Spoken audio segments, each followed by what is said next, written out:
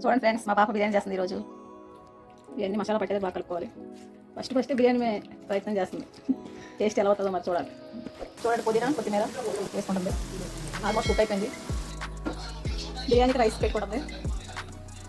Rice అయితే half boil చేసుకోండి, layer వేసుకోండి.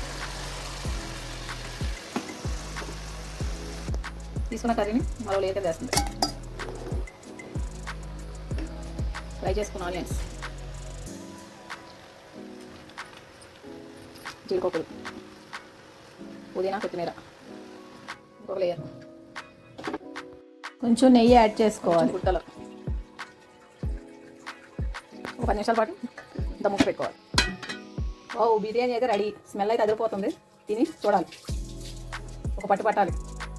ఎట్లుంది డాడీ? చాలా బాగుంది. నువ్వు చెప్పమ్మా ఎట్లుంది? ఫైనలీ దమ్ బిర్యానీ సక్సెస్ అయింది.